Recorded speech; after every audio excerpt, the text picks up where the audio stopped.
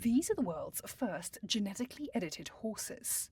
They've been bred by scientists at the Argentinian biotech firm Chiron in the hopes of creating super-fast polo horses. Here's the company's co-founder and scientific director, Gabriel Viqueira. We designed their genome before they were born. How do we do this? By using the so-called genetic scissors technique, which are molecular tools that allow us to go to any region of the genome, make a precise cut, and make a change to that genome.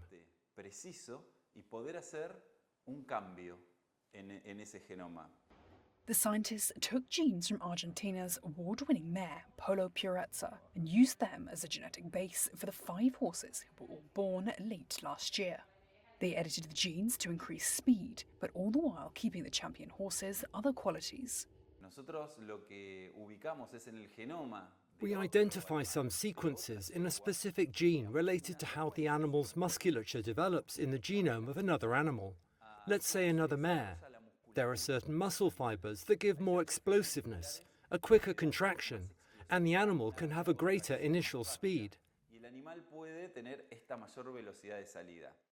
Viqueira said the horses all comply with Argentina's current regulations and do not count as genetic doping or genetically modified organisms. We are not inventing anything artificial. We take that natural sequence and introduce it into another natural horse, which is what nature does, but we do it faster and in a more direct manner. So, when you see the horses in the field, they are absolutely natural. Viqueira says their technique enables scientists to adjust the genome of any horse, but the team are not stopping there. Among other projects, they're currently working on modifying pigs so their organs can be compatible for human transplants. The U.S. Postal Service is suspending the delivery of parcels coming from China and Hong Kong. That follows President Donald Trump's move to shut a trade loophole that allowed small-value packages to be shipped duty-free. The so-called de minimis provision allowed importers and U.S. shoppers to avoid duties on goods worth less than $800. By late Tuesday, the USPS had not said whether its move directly flows from that, but it says the delivery of letters will be unaffected. The change poses a big challenge for fast-growing online retailers like Temu and Shein. They've built big businesses shipping products from China at rock-bottom prices, often using the de minimis rule. Together, the two firms probably accounted for more than 30% of all parcels shipped to the U.S. each day under the loophole. That's according to a congressional committee report in 2023. Now, Trump has also imposed an extra 10% tax on Chinese goods. We're going to do very well against China and against everybody else. Anticipating such moves, Shein and Temu have both taken steps, including setting up warehouses in the U.S. and sourcing more goods from outside China. Even so, experts say U.S. shoppers are likely to see prices rise for products bought from such firms. And the bad news for Shein and Temu might not end there. Reports by news website Semaphore claim the Department of Homeland Security could add the pair to its list of firms suspected of using forced labor. The report said no final decision had been made and there was no comment from either firm. Responding to Trump's tariffs, Beijing has put several U.S. companies, including Alphabet's Google, on notice that they could face sanctions from China. Australia's position is the same as it was this morning, as it was last year, and it was 10 years ago, and it was under the Howard government. The Australian government support, on a bipartisan basis, a two-state solution in the Middle East. When it comes to our position, we have not received any request regarding the rebuilding of Gaza. What we have said, though, clearly, we've supported a ceasefire, we've supported hostages being released, and we've supported aid getting into Gaza. There is a need to do that, and Australia is willing to assist getting aid into Gaza to provide that support. We have done so. That is consistent with what Australian governments have always done, which is to provide support. Thailand cut power supply, fuel and internet to some border areas with Myanmar on Wednesday. It's an attempt to choke scam syndicates operating out of there that have become a growing security concern. Scam compounds in Southeast Asia are suspected to have entrapped hundreds of thousands of people in illegal and telecom operations, generating billions of dollars annually, according to a 2023 UN report. Thai Interior Minister Anutin Chanvirakul visited the Provincial Electricity Authority headquarters in Bangkok on Wednesday to oversee the effort to fight the crime rings. They may turn to other sources of power supply or generate their own electricity. In the Thai Security Council orders, it also includes the halt in supplying oil and internet to them, which means that from now on, any damage that occurs will have no connection to any resources in Thailand. Thailand has been concerned about the scam operations' impact on its vital tourism sector and has sought to allay safety concerns of visitors from China, which is a key source market. The issue was thrown into the spotlight after Chinese actor Wang Xing was abducted after arriving in Thailand last month. He was later freed by Thai police, who found him in Myanmar. The areas in Myanmar where electricity was suspended were named by the UN Security Council's chief on Monday as sites of transnational crime ring operations. Many of the syndicates are of Chinese origin, the UN has said. A resident in one border town told Reuters that while many locals faced power cuts since Wednesday morning, Chinese-run businesses, including scam centers, have continued to run on generators.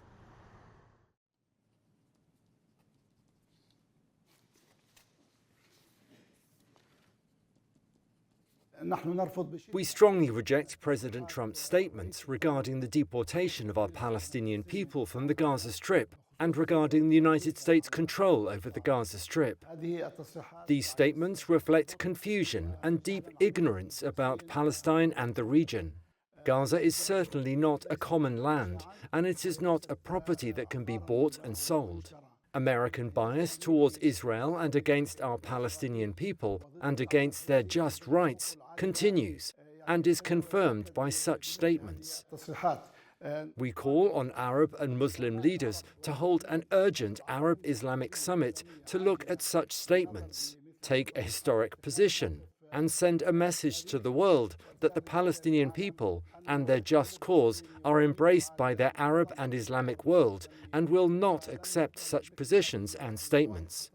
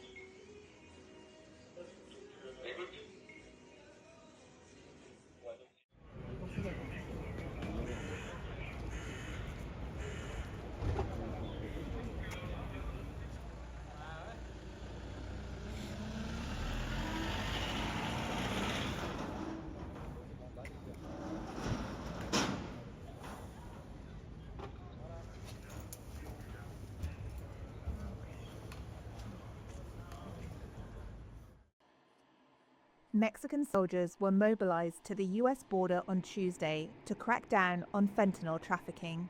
It's part of a deal between US President Donald Trump and Mexico's leader Claudia Sheinbaum to pause his threat of tariffs for a month.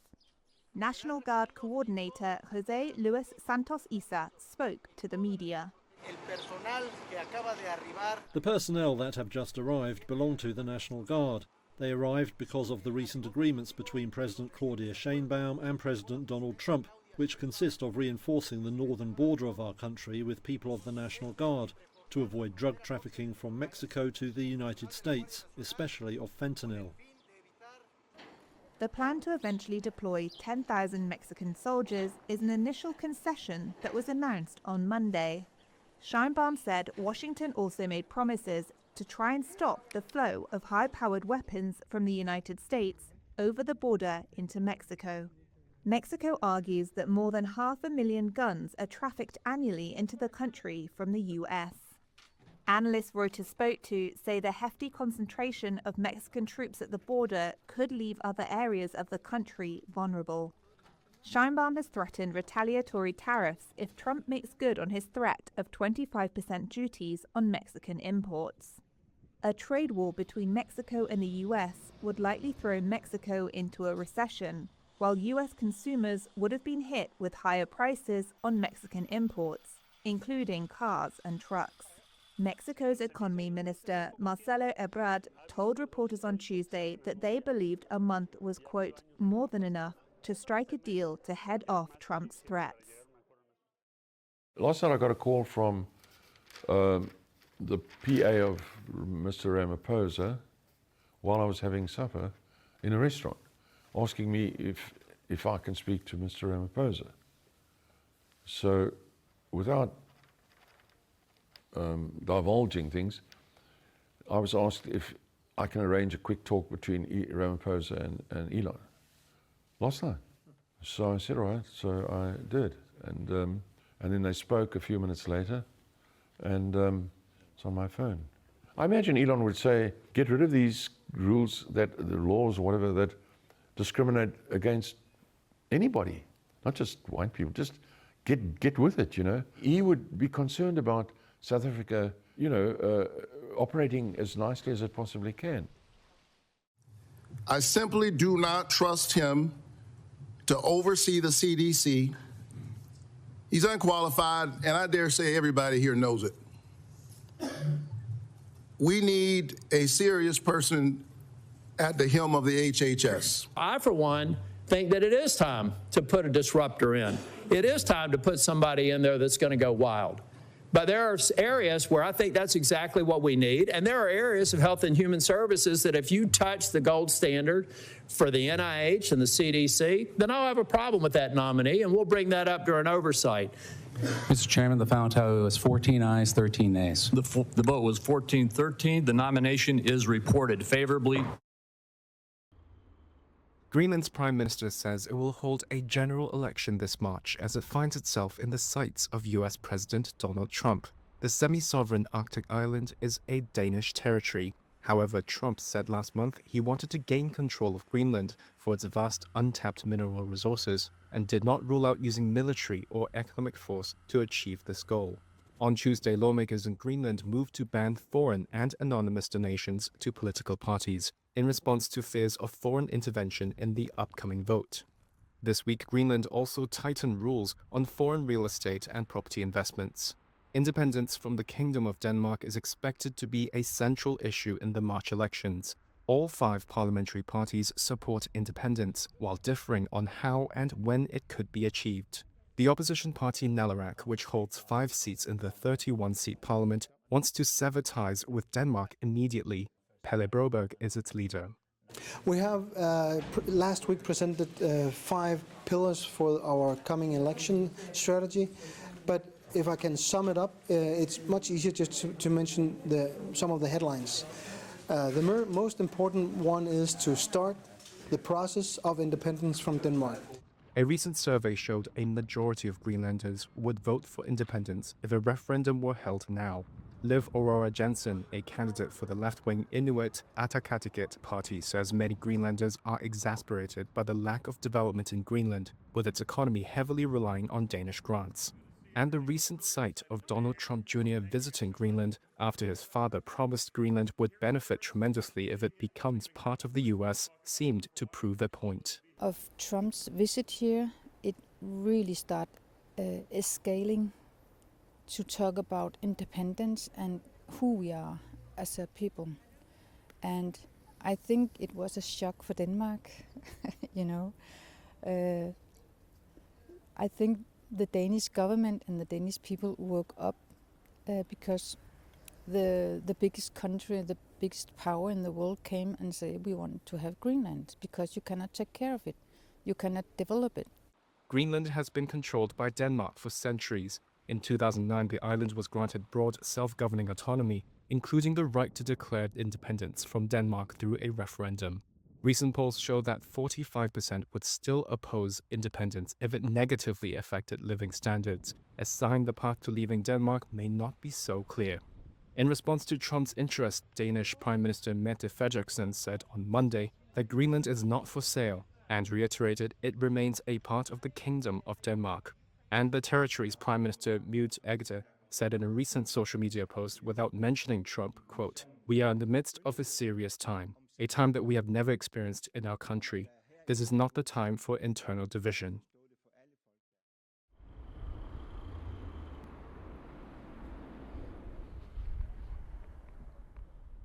Of Trump's visit here, it really started escalating to talk about independence and who we are as a people. It's important that we stand together because our country is in the middle of United States and Denmark, and we are a part of the Kingdom of Denmark. So we have to choose very wisely what to do, because I think we still want to be a part of Denmark, working ourselves towards independence, but we also need to work with others than Denmark, our neighbors, Canada and United States. So I hope the politicians will stand together and think wisely. Ladies and gentlemen, the President of the United States. US President Donald Trump said the US would take over the war-ravaged Gaza Strip and develop it after Palestinians had resettled elsewhere. And I don't want to be cute, I don't want to be a wise guy, but the Riviera of the Middle East, this could be something that could be so bad, this could be so magnificent. It's a move that would shatter decades of US policy towards the Israeli-Palestinian conflict. Speaking after a Tuesday meeting with Israel's Benjamin Netanyahu at the White House, Trump did not provide specifics and did not directly respond to how and under what authority the US can take over and occupy Gaza long term. The U.S. will take over the Gaza Strip, and we will do a job with it too. We'll own it and be responsible for dismantling all of the dangerous unexploded bombs and other weapons on the site, level the site and get rid of the destroyed buildings, level it out, create an economic development that will supply unlimited numbers of jobs and housing for the people of the area. Netanyahu, whose military has fought for more than a year with Hamas militants in Gaza, would not be drawn into discussing the proposal in depth, but said Trump was, quote, showing willingness to puncture conventional thinking.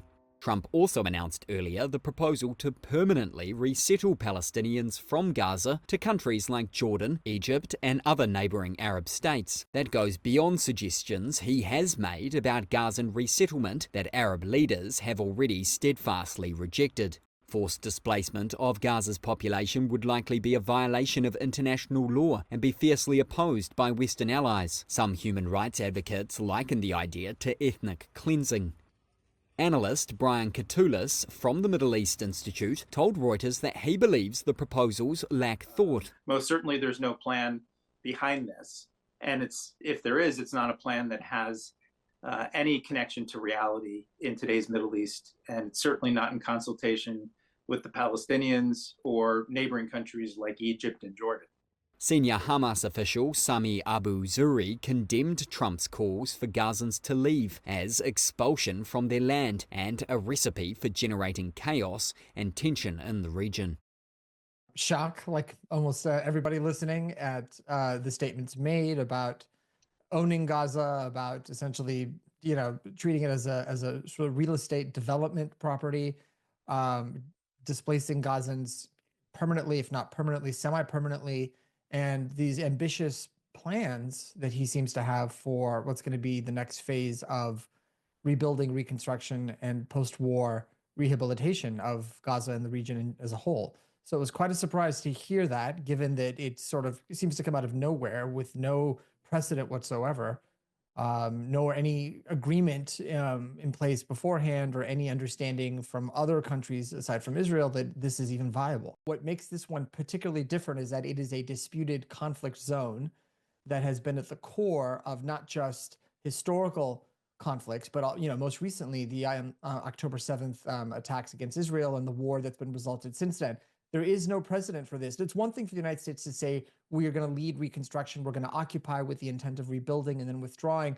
None of those words came out of Donald Trump's mouth. So this is very unique, to put it mildly. The U.S. will take over the Gaza Strip, and we will do a job with it too.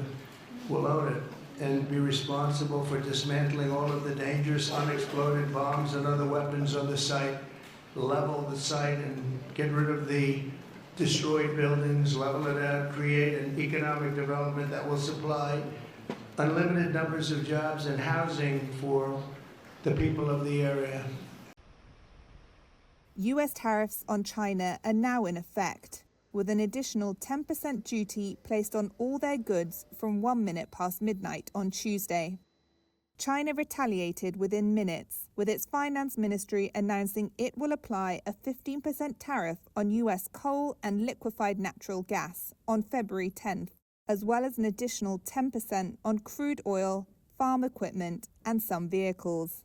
A White House spokesperson had said Monday that President Donald Trump will be speaking with Chinese leader Xi Jinping in the next couple of days, as the world's two largest economies seek a deal that could avert a broader trade war and avoid a deepening conflict.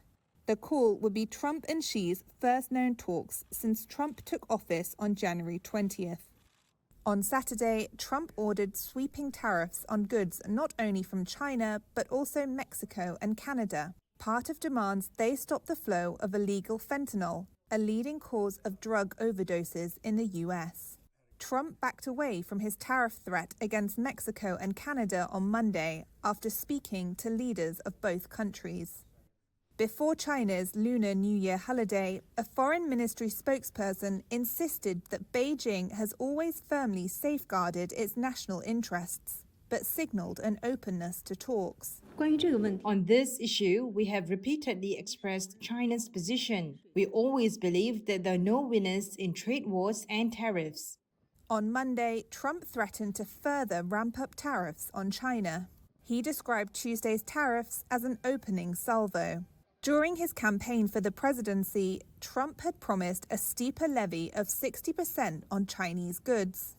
The US has said China is the primary source of the precursor chemicals synthesized into fentanyl by drug cartels in Mexico. China has called fentanyl America's problem and said it would challenge the tariffs at the World Trade Organization. China on Tuesday announced a wide range of measures targeting US businesses, including Google, as well as farm equipment makers and fashion brand Calvin Klein's owner. The news came minutes after additional US tariffs on Chinese goods took effect. The measures were announced as Beijing also slapped tariffs on some US products such as coal and gas. It was something of a rapid response to the new duties on Chinese goods imposed by Donald Trump, and marks escalating trade tensions between the world's two biggest economies. China's Commerce Ministry said it put PVH Corp, the holding company for brands including Calvin Klein and Tommy Hilfiger, and US biotechnology firm Illumina on its unreliable entity list. Companies added to the blacklist can be subject to fines and a range of other sanctions. These include a freeze on trade and revocation of work permits for foreign staff. Separately, China's State Administration of Market Regulation said Google was suspected of violating the country's anti-monopoly law and said it initiated an investigation into the company in accordance with the law. Google products, such as its search engine, are blocked in China, but it works with local partners such as advertisers in the country. Google, PVH and Illumina did not immediately respond to requests for comment outside regular US business hours. Any update on when you would speak to President Xi? No, we'll speak to him at the appropriate time. I'm in no rush. At the appropriate Do you think that conversation can lend itself to the type of freeze that it meant for the tariffs for Canada and Well, Mexico? we'll see what happens. Mr. President, what's your reaction to China's retaliatory tariffs? It's fine. It's fine. We're going to do very well against China and against everybody else. Right now, they've taken advantage of the Biden administration like I've never seen. I've never seen. The deficit with China is about $1 trillion. Think of it, $1 trillion. They're using our money to build their military. And Biden let that happen. As Ecuador heads into a presidential election on Sunday, drug-related violence is once again the biggest issue for many voters. President Daniel Noboa is touting some success in fighting crime since he won office in 2023. The 37-year-old heir to a banana business fortune has used presidential decrees to deploy the military on the streets and within prisons, and declared 22 criminal organizations as terrorist groups.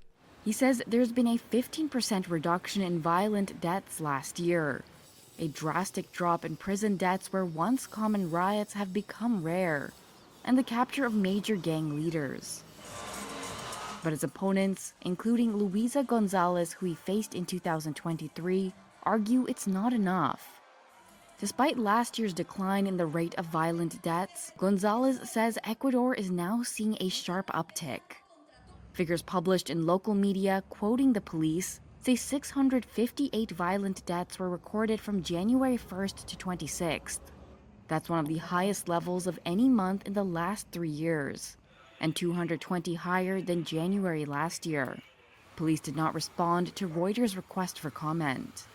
Gonzalez says she would respond to crime with major military and police operations, as well as pursue allegedly corrupt judges and prosecutors. She also wants to implement a social spending plan in the most violent areas.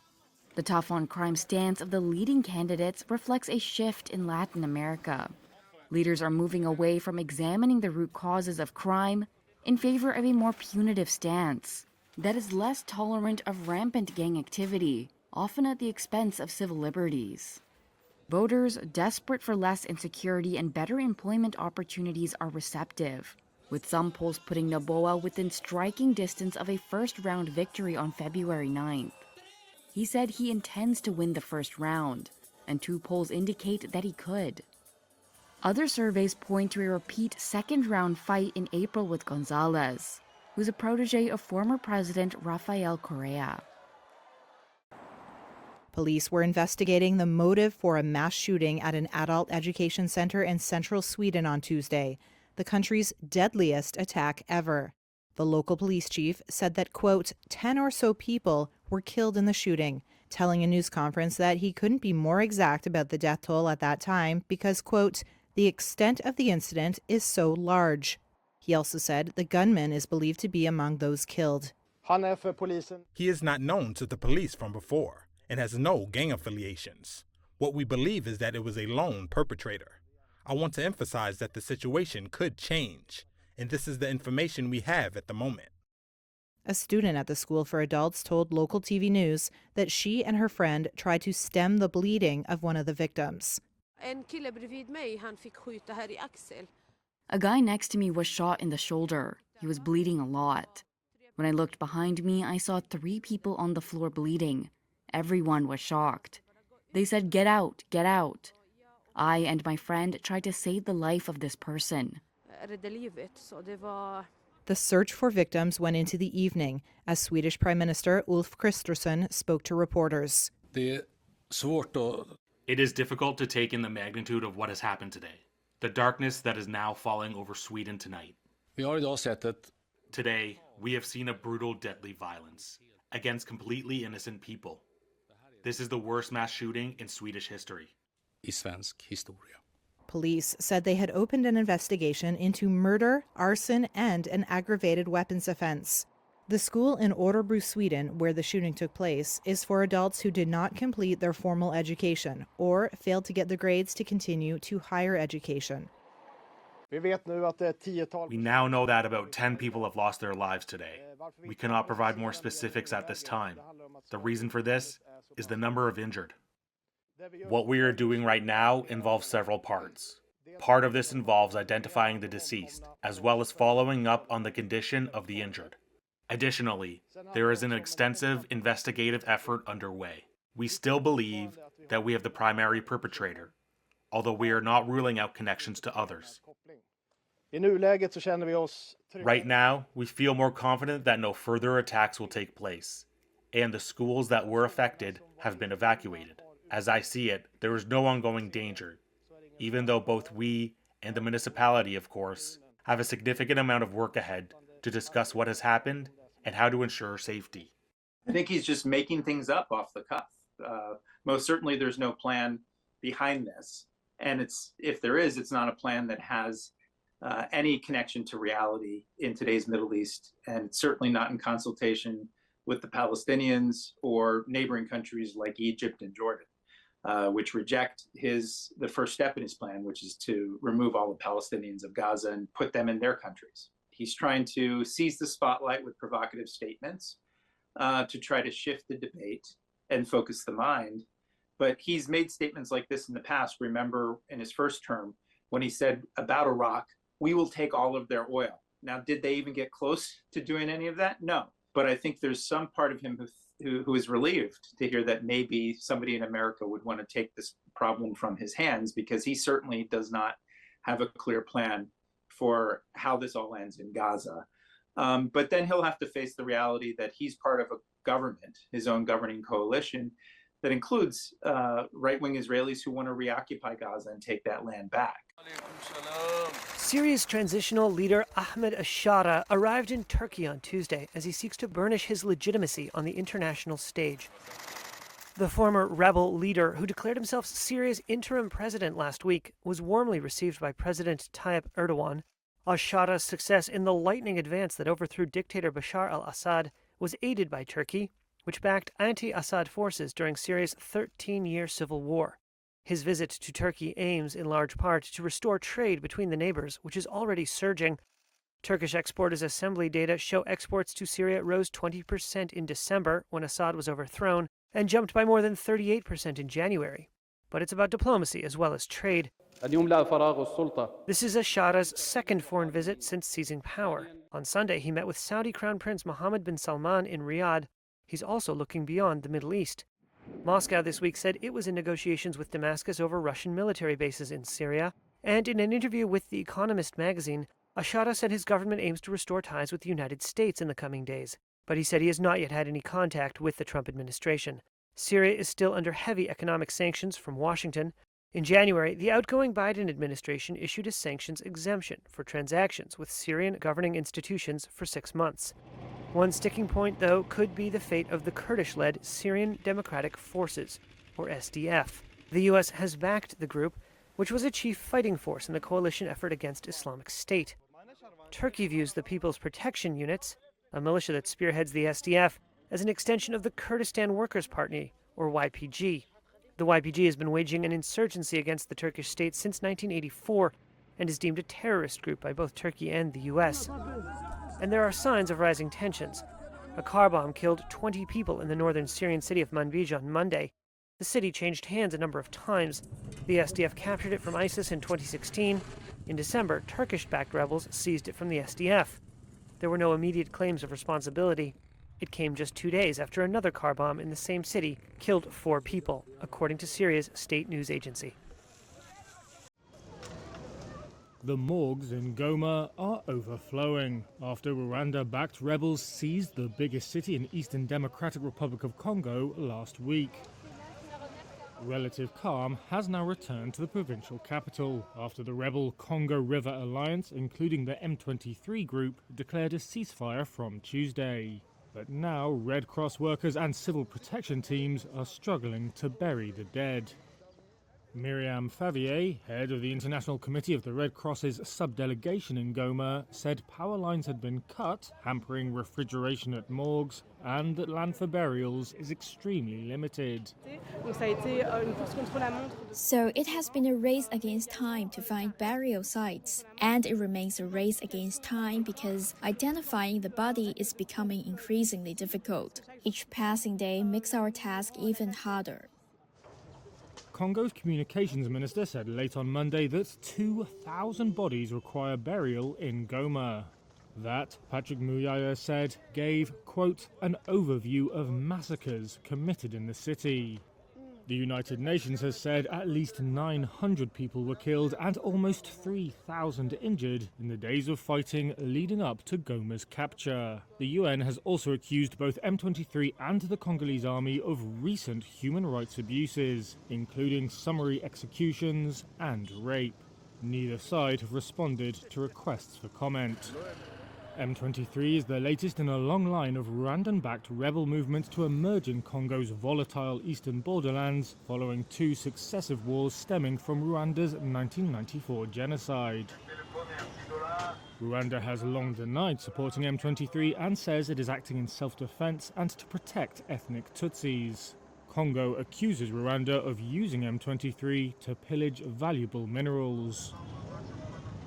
The escalation of violence last month has also worsened a humanitarian crisis in the region. The Congo River Alliance rebels have vowed to restore order, and they say they have no intention of capturing the city of Bukavu to Goma's south. That's after reports rebel fighters were pushing towards it. However, Congo Army spokesperson Sylvain Ekenge and Communications Minister Muyaya expressed skepticism about the ceasefire. Ekenge said M23 say one thing and always do the opposite, and that they call for a ceasefire to reorganize and reinforce their ranks. Muyaya on Monday also asked for more concrete actions and sanctions on Rwanda.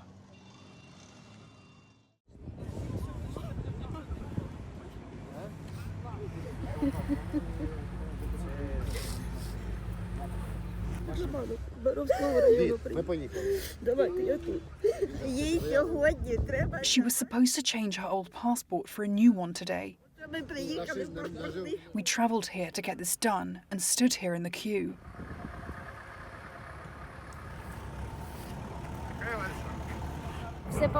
Everything was blown away. People were running around, blood running on them. They ran around not wearing clothes, and then we thought there could be a second strike.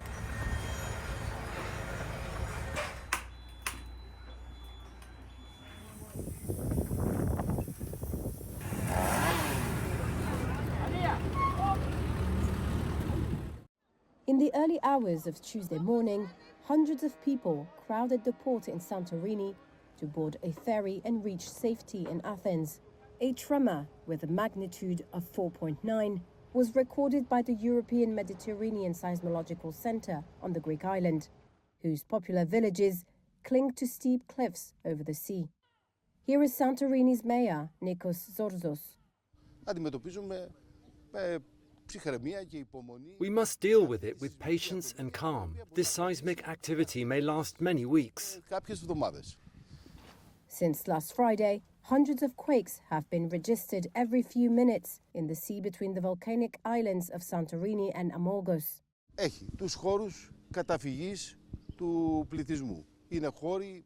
We have designated shelter areas on level surfaces for people without structures. There are 8 places that can accommodate them. We have recorded all individuals with special needs who may require transfer at some point during an event.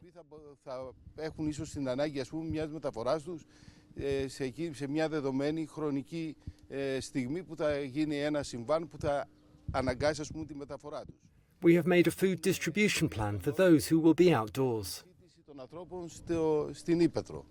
With seismologists estimating that the intense seismic activity could last for days or even weeks, people were advised to stay out of coastal areas. Schools in Santorini and the nearby islands of Ios, Amorgos and Anafi were also shut down until Friday. However, not everyone was eager to leave. Here is local resident Eftichis Diamantopoulos. We will stay here. Why should we leave? If something happens, it happens. Oh well, we are locals. We were born here. We are guarding Thermopylae. There has been seismic activity. Whatever will happen, will happen. There is no reason to panic. Greece sits at the boundary of the African and Eurasian tectonic plates, whose constant interaction prompts frequent quakes. It is one of the most earthquake-prone countries in Europe. In a sprawling camp for displaced people in southern Gaza's Deir al-Bala, the Mohammed family are bracing themselves for an emotional return home to the north as a ceasefire holds between Israel and Hamas. Ismail Mohammed says he's so happy about going home he hasn't slept for 3 nights. I long for my land, my town Jabalia, and the people of the north, to see our family, kin and children. Early in the war, Israel had ordered civilians to leave the north. Like most others, Mohammed fled with his wife, 6 children, and one of his son's young family. But Mohammed's wife, Badrea, says the family found no safety in the south. The Israelis hit a tent next to us. Shrapnel passed by the children while they were sleeping here. It went through the cover while I was here in the tent. The children were sick from fear and terror. Since last month's ceasefire and hostage release deal between Israel and Hamas, hundreds of thousands of people have left the crowded temporary shelters across the south to trek back north. And they know there's more heartbreak ahead. The Mohammed family learned from relatives an Israeli strike had destroyed their home. Still, Badreya says the whole family can't wait to return. I'd rather live on rubble with my children, spread a sheet and sit on it while touching the rubble of my house, than stay here for a second more. Deir al-Bala is only 11 miles from their Jabalia home. But like most in Gaza, the Mohammeds don't have access to a car. It's a tough walk for Ismail, who has diabetes and lost an arm to it before the war. His leg was injured in an airstrike and he has to walk with a stick. Seeing the extent of the enclave's destruction also hits him hard. This is an extermination, not destruction. This is a genocide. The Israelis did not have mercy on stones, trees or anything. Gaza is destroyed. Over the 15 months of war triggered by Hamas's attack on Israel in October 2023, Palestinians have accused Israeli forces of indiscriminate bombardment. Israel accuses Hamas of hiding among civilian populations and says it has tried to minimize harm to civilians. In Jabalia, the Mohammeds find their neighborhood mostly flattened. Ismail is relieved to reach the destination, but then points to what used to be their house. As he digs through the rubble, the harsh reality slowly takes over the bittersweet feeling of coming home. There is no joy or anything, he says. I wish we'd stayed in the south rather than seeing this destruction, this extermination.